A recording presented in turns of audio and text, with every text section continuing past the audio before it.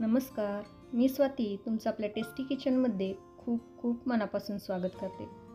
बाजारात भरपूर प्रमाणात स्वीटकॉर्न्स येत आहेत आणि पाऊसही पडत आहे. तर आज आपण इथे स्वीटकॉर्नची भजी बनवूयात. भजी बनवत असताना स्वीटकॉर्न्स तेलात फुटतात. ते फुटू नयेत म्हणून काय करायचं हे या व्हिडिओमध्ये सांगितलेलं आहे. त्यामुळे व्हिडिओ स्किप न करता शेवटपर्यंत नक्की बघा. तसंच ही भजी करताना मी सोडा, इनो तसंच मोहनही घातलेलं नाही. तरी ही भजी एकदम मस्त आणि कुरकुरीत होतात.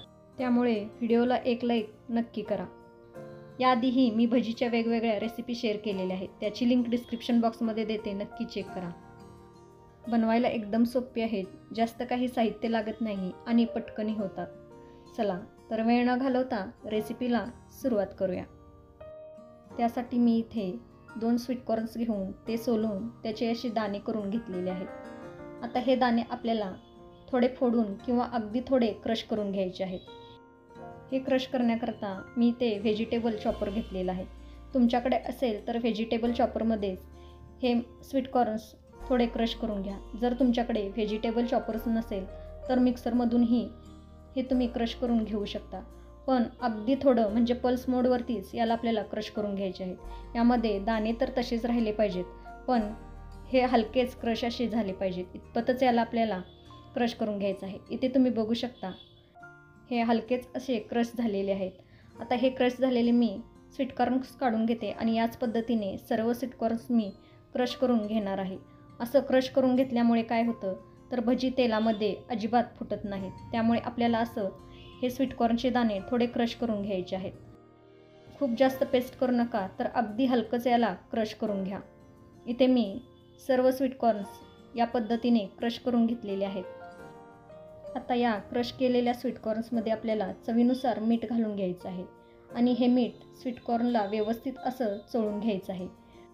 म्हणजे हे मीठ स्वीटकॉर्न्समध्ये व्यवस्थित असं मिक्स होईल. हे मिक्स करत असताना या स्वीटकॉर्न्सला थोडंसं मसलून घ्यायचं आहे. म्हणजे स्वीटकॉर्न्समधील मॉइश्चर रिलीज होईल आणि मग त्यामध्ये आपण बेसन वगैरे घातल्यानंतर वरून पाणी घालावं लागणार नाही. म्हणजेच काय तर स्वीटकॉर्न्सच्या मॉइश्चरमध्येच आपल्याला भजीचं पीठ भिजवून घ्यायचं आहे.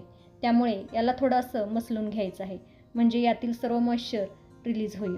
इथे मी हे छान असं मसलून घेतलेलं आहे. आता याला 5 मिनटं असंच ठेवून द्यायचं आहे, म्हणजे याला थोडं पाणी सुटेल. आता याला मी 5 मिनटं असंच ठेवून देते. 5 मिनटं झालेली आहेत. आता यामध्ये बारीक चिरलेली कोवळी कोथिंबिरीची देठ घालून घेऊयात. इथे मी कोथिंबिरीची पानं घातलेली नाही, तर कोथिंबिरीची कोवळी देठ बारीक चिरून घातलेली आहेत. कारण या कोवळ्या देठांमध्ये खूप छान फ्लेवर असतो, त्यामुळे ही भजी चवीला खूप छान लागते. तसंच कोथिंबिरीची पानं घातली तर भजी तळताना ती करपतात. नंतर यामध्ये मिरची आणि आलं असं थोडं ठेचून घेतलेलं आहे, ते यामध्ये मी घालून घेतलेलं आहे. मिरचीचं प्रमाण तुम्ही तुमच्या आवडीप्रमाणे कमी जास्त करू शकता. आता इथे हातावर मी 1 चमचा ओवा घेतलेला आहे, तो मी यामध्ये क्रश करून घालते. असा ओवा क्रश करून घातला की भजीला खूप छान चव येते. नंतर यामध्ये आपल्याला अर्धा चमचा हळद आणि अर्धा चमचा तिखट घालायचं आहे आणि याला व्यवस्थित असं मिक्स करून घ्यायचं आहे. आधी आपण हिरवी मिरची घातलेला आहे, त्यामुळे तिखटाचा अंदाज घेऊनच यामध्ये लाल तिखट घाला. आता हे आपल्याला छान असं मिक्स करून घ्यायचं आहे. हे मिक्स करून झाल्यानंतर यामध्ये सुरुवातीला आपल्याला 2 चमचे कॉर्नफ्लॉवर घालून घ्यायचं आहे. कॉर्नफ्लॉवरमुळे ही भजी कुरकुरीत होते. कॉर्नफ्लॉवर नसेल तर तुम्ही इथे तांदळाचं पीठ वापरला तरीही चालेल. नंतर यामध्ये मी 2 चमचे बेसन घालून घेते. आता हे सर्व आपल्याला छान असं यामध्ये मिक्स करून घ्यायचं आहे. पाणी वगैरे अजिबात घालायचं नाही, तर स्वीटकॉर्न्सच्या मॉइश्चरमध्येच हे पीठ आपल्याला भिजवून घ्यायचं आहे. सुरुवातीलाच कॉर्नफ्लॉवर घाला, कारण नंतर आपण यामध्ये लागल तसं फक्त बेसन ॲड करणार आहोत. आता याला हवं तसं बाइंडिंग आलेलं नाही, त्यामुळे मी यामध्ये अजून 1-2 चमचे बेसन ॲड करून घेते आणि याला परत एकदा मिक्स करून घेते. सुरुवातीलाच यामध्ये थोडं कॉर्नफ्लॉवर घाला, परत यामध्ये अजिबात कॉर्नफ्लॉवर घालू नका. तर लागेल तसं फक्त यामध्ये बेसनच ॲड करा. परत घातलेलं बेसनही यामध्ये मिक्स करून झाल्यानंतर हे थोडं सैलसर वाटत आहे आणि हवं तसं बाइंडिंग आलेलं नाही असं मला वाटत आहे. त्यामुळे मी यामध्ये अजून 1 चमचा बेसन घालून घेते आणि याला मिक्स करून घेते. खूप जास्तही बेसन घालायचं नाही, तर याला थोडं बाइंडिंग येईल, म्हणजे भजी आपल्याला तेलात व्यवस्थित सोडता येतील, इतपतच यामध्ये आपल्याला बेसन घालायचं आहे. बेसन जर खूप जास्त झालं तर ही भजी घशात दाटल्यासारखी होतात. बघा, याला व्यवस्थित असं बाइंडिंग आलेलं आहे. असं बाइंडिंग आल्यानंतर मात्र आता आपल्याला यामध्ये बेसन घालायचं नाही. आता हे आपलं भजीचं मिश्रण तयार झालेलं आहे. हे मिश्रण तयार झाल्यानंतर याला खूप वेळ असंच ठेवायचं नाही, तर पटकन भजी बनवायला घ्यायची आहेत. नाहीतर काय होईल, तर जसजसं वेळ जाईल तसतसं स्वीटकॉर्न्समधील मॉइश्चर रिलीज होईल आणि हे पीठ सैल होईल. त्यामुळे यामध्ये अजून आपल्याला बेसन ॲड करावं लागेल आणि खूप जास्त बेसन घातलं तर भजी चवीला छान लागत नाहीत आणि ती घशातही दाटल्यासारखी होतात. आता इथे मी बाजूला आधीच तेल गरम करण्यासाठी ठेवलेलं होतं. तेल आपल्याला व्यवस्थित असं गरम करून घ्यायचं आहे. तेल व्यवस्थित गरम झालं की आपल्याला यामध्ये भजी सोडून घ्यायची आहे. भजी सोडत असताना हात आपल्याला पाण्यामध्ये बुडवायचा आहे आणि नंतर भजीचं बॅटर थोडं थोडं हातात घेऊन तेलामध्ये भजी सोडून घ्यायची आहे. पाण्यामध्ये हात बुडवल्यामुळे भजीचं बॅटर हाताला जास्त चिटकत नाही. भजीला शेप वगैरे देत बसायचं नाही, तर आपण कांदा भजी वगैरे तेलात जशी सोडतो त्या पद्धतीने आपल्याला अगदी छोटी छोटी ही भजी तेलामध्ये सोडून घ्यायची आहेत. भजी तेलात सोडून झाल्यानंतर अर्धा ते 1 मिनिट आपल्याला गॅस मोठाच ठेवायचा आहे. भजीला लगेच झारा वगैरे लावायचा नाही, नाहीतर भजी झाऱ्याला चिटकू शकतात. 1 मिनिटानंतर या एकदा शेप होल्ड केल्या की गॅस मंद ते मीडियम करायचा आणि भजी उलटवून याला छान गोल्डन खरपूस रंगावर तळून घ्यायची.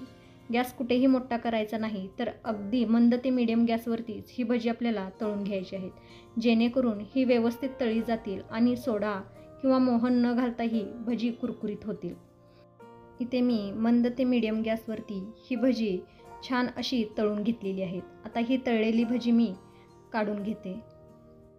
तुम्ही बघू शकता रंग किती सुरेख आलेला आहे. ही भजी करताना आपण सोडा, मोहन किंवा इनो काहीच घातलेलं नाही, तरीही ही भजी एकदम कुरकुरीत अशी झालेली आहे. आता ही सर्व भजी मी काढून घेते. आता याच पद्धतीने मी उरलेली सर्व भजीही करून घेणार आहे.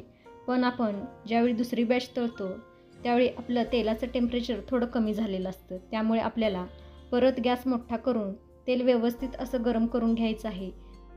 तेल व्यवस्थित गरम झालं की पाण्याचा हात लावून ही भजी आपल्याला तेलात सोडून घ्यायची आहेत आणि छान अशी तळून घ्यायची आहेत.